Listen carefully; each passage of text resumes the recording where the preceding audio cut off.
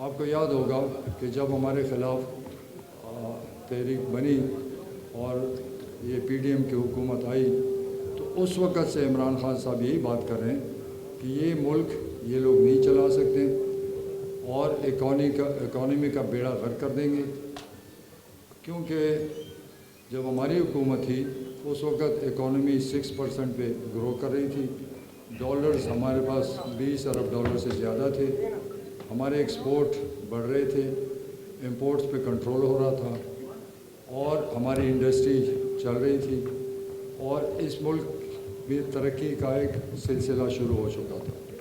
لیکن ہمیں پتہ تھا کیونکہ جب یہ آئیں گے تو ان کی نہ ایک پالیسی ہے، نہ ایک سوچ ہے اور نہ یہ فیصلہ کر سکتے ہیں، کیونکہ یہاں پر ڈفرینٹ لوگوں کی حکومت ہے اور ان کی سوچ الگ ہے، ان کے مفادات اپنے اپنے ہیں۔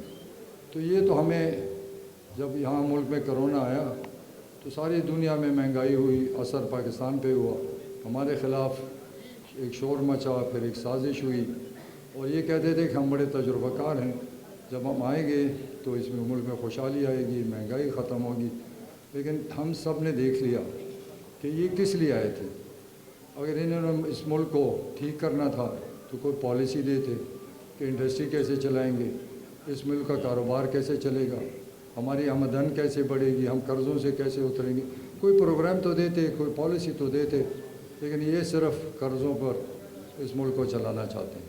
اور مصیبت یہ ہے کہ ان مجرموں کی وجہ سے 35 سال انہوں نے حکومتیں کی، انہوں نے اتنے قرضے لیے کہ آج اسی قرضوں کے بوجھ تلے سارے پاکستان ڈوبا ہوا ہے۔ ہمارے ملک کا سب سے بڑی بیماری اور کینسر یہ قرضہ ہے۔ اگر پاکستان میں قرضہ نہ لیا جاتا تو ہم آج کسی کے غلام نہ ہوتے، کیونکہ اب جو بھی قرضہ لے گا یا لیتا رہے گا وہ اسی قرضوں کو واپس کرنے میں لگے گا، اور قرضے بمائے سود۔ ہمیں تو افسوس یہ بات ہے کہ ہماری دنیا میں کوئی ہمدرد نہیں ہے، ہم سے سود کے ساتھ قرضے وصول کرتے ہیں۔ تو اگر ہم قرضوں پر ملک ہی چلانا ہے، مہنگائی لانی ہے، ٹیکسز لگانے ہیں، پیٹرول اور ڈیزل اور یہ بجلی اور گیس اس کو مہنگا کرنا ہے، تو پھر تو کسی کو بٹھا دو، روزانہ مہنگائی ہوگی، تو یہ مہنگائی کیسے لوگ برداشت کریں گے؟ کل وزیر اعظم نے کہا ہے کہ اور تیار ہو جاؤ اور مہنگائی آئے گی۔ تو اگر یہ آئے اس لیے تھے کہ انہوں نے مہنگائی لانی تھی تو پھر ہمارے خلاف پروپیگنڈا کیوں کیا، ہماری حکومت کو کیوں ختم کیا گیا؟ کیونکہ یہ تو صاف نظر آ رہا تھا کہ یہ لوگ اس ملک میں 35 سال تجربہ کر چکے ہیں، ان کی تجربوں کی وجہ سے آج ملک بے روزگار ہو چکا ہے، ان کی وجہ سے ملک قرض دار ہو چکا ہے، آج ملک میں بدامنی ہے، انصاف نہیں ہے، تو انہوں نے سارا نظام بگاڑ کے رکھا ہوا ہے۔ تو ہمارا تو یہی جدوجہد ہے، عمران خان کی جدوجہد ہے کہ ہم نے اس ملک میں لوگوں کو آواز دینی، لوگوں کو بتانا ہے کہ آپ کا حق ہے کہ آپ سوال کریں، آپ کا حق ہے کہ ان چوروں کو پوچھیں کہ اگر آپ آئے تھے تو آپ نے اس ملک کو کیا دیا۔ ہمیں صرف قرضوں میں ڈبویا ہوا ہے، مہنگائی کے مارے لوگ سارا ملک تباہ ہو رہا ہے، تو کب تک یہ برداشت ہوگا؟ تو میری نظر میں یہ چیزیں جو آج ہو رہی ہیں یہ برداشت سے باہر ہے۔ تو اس سلسلے میں جو جدوجہد ہو رہی ہے، جو جیل برو تحریک ہے، وہ اس لیے کہ ایک تو مہنگائی ہے، لیکن دوسرا مسئلہ ہم نے اسمبلیوں سے 10 مہینے پہلے استعفیٰ دیا، ہمارے استعفے انہوں نے منظور نہیں کیے۔ جب ہم نے کہا کہ ہم واپس جاتے ہیں اور اپوزیشن لیڈر اپنا بناتے ہیں، انہوں نے الیکشنز کا اعلان کر دیا جو بالکل آئین کے مطابق نہیں، اس میں انہوں کو 10 مہینے پہلے استعفے منظور کرنے تھے۔ پھر انہوں نے کہا کہ آپ صوبائی اسمبلیاں ختم کریں تو ہم بھی قومی ختم کر دیں گے، لیکن ہم تو اپنی زبان پہ قائم رہے، صوبائی اسمبلیاں ہم نے ختم کی، لیکن یہ وہیں پیچھے رہ گئے۔ اب مسئلہ یہ ہے کہ آئین کی خلاف ورزی جا رہی، کیونکہ آئین کہتا ہے کہ 90 دن کے اندر الیکشن ہوں گے، اس میں سوال ہے ہی کوئی نہیں۔ اب یہ کبھی ایک میٹنگ کر رہے ہیں الیکشن کمیشن، کبھی کسی کو خط لکھتا ہے، گورنر کچھ اور کہتا ہے، تو یہ الیکشن سے بھی بھاگ رہے ہیں۔ تو یہ ہمارا قانونی حق ہے، آئین میں ہمیں اجازت دی ہے کہ 90 دن میں الیکشن ہوں گے، تو جب یہ الیکشن نہیں کریں گے تو اس کا مطلب ہے آئین توڑنا چاہتے ہیں۔ جب آئین ٹوٹے گا تو پھر تو جنگل کا قانون ہو جائے گا، پھر اس ملک میں کیا رہ جائے گا؟ تو ہم ان کو کہتے ہیں کہ آپ آئین سے نہ چھیڑیں، یہ آئین بڑی مشکل سے پاکستان میں بنا، اور اگر اس کو چھیڑیں گے تو تو اس ملک میں افراتفری پھیل جائے گی. تو میں تو یہ کہتا ہوں کہ جس ملک میں اکانومی تباہی کی طرف جا رہی ہو، سیاست میں ہلچل ہو، ملک میں پریشانی ہو، مہنگائی ہو، تو ملک کیسے چل سکتا ہے؟ کوئی ہمیں تو بتائے کہ ملک کو آگے لے کر کیسے چلنا ہے، اس دلدل سے نکالنا کیسے ہے. یہ صرف آئے ہیں اپنا وقت پاس کرنے کے لیے. انہوں نے کہا تھا ہم قانون سازی کریں گے، ہم اچھی قانون سازی کریں گے. قانون سازی کیا ہوئی؟ سب کو پتہ ہے کس لیے آئے تھے.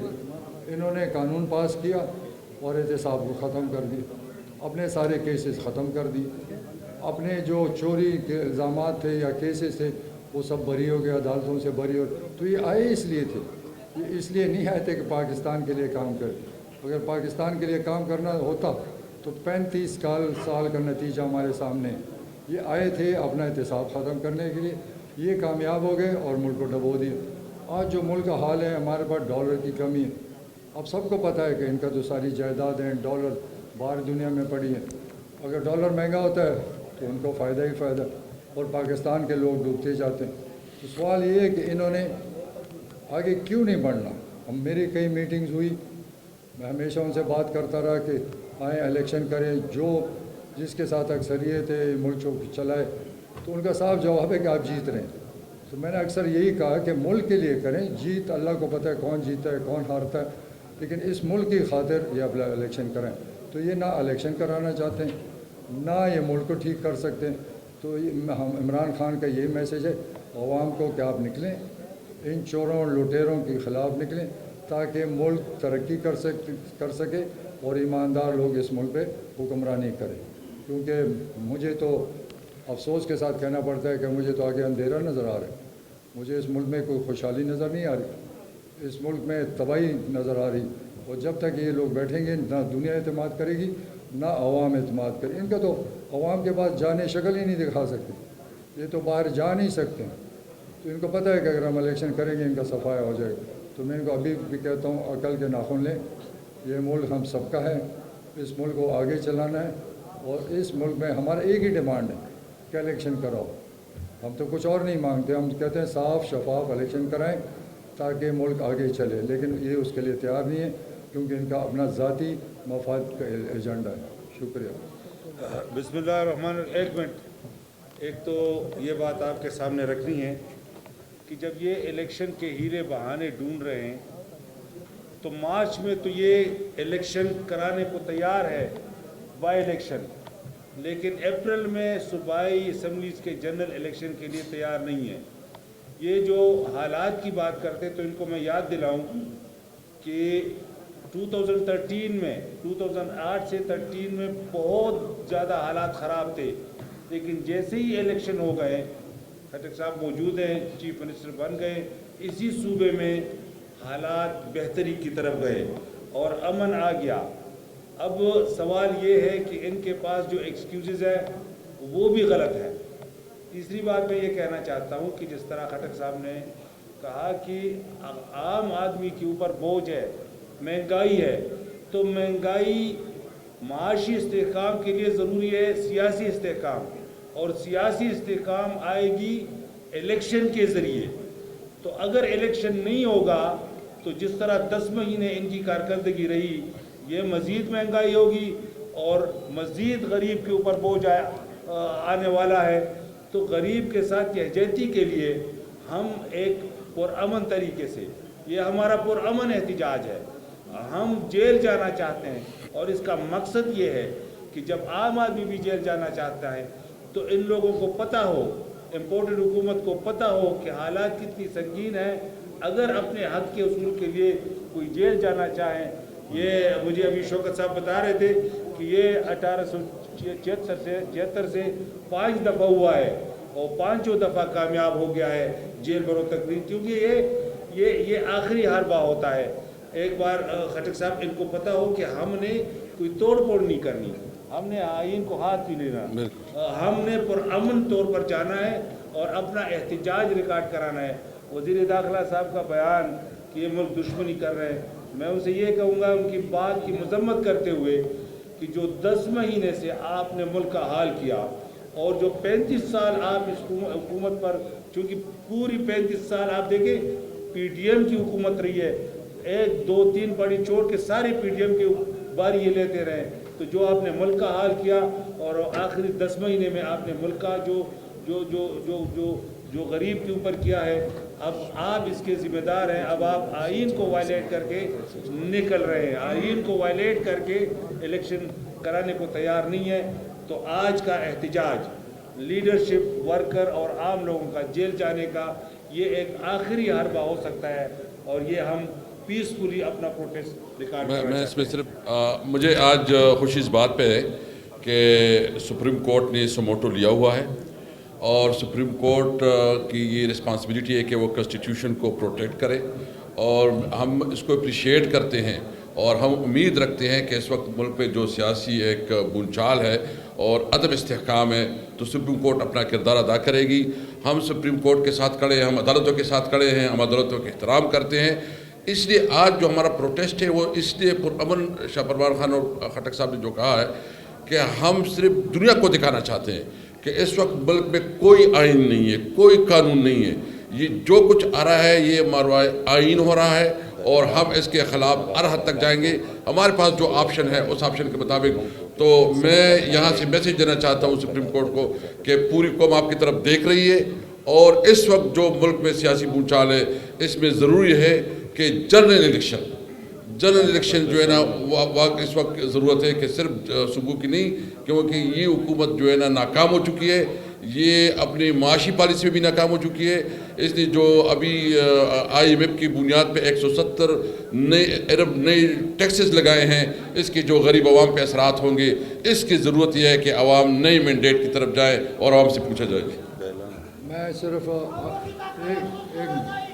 ایک 2 منٹ خاموش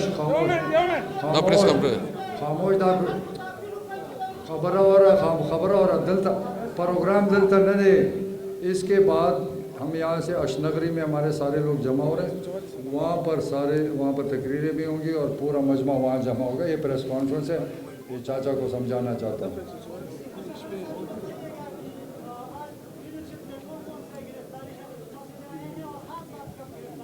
یہ جو ہمارے پشاور ریجن کے جتنے لیڈرز ہیں, اسپیکر صاحب ہیں, میں ہوں, شاہ فرمان ہے, عاطف خان ہے, شاہرام ہے, اور ہمارے پشاور کے جو ایم ہیں کافی سارے, تقریباً سبھی جائیں گے.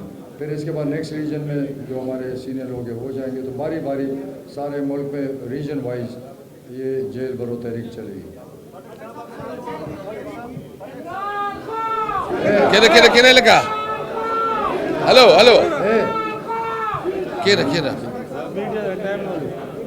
میڈیا کیا دخل ہے کہنا پلیز جی.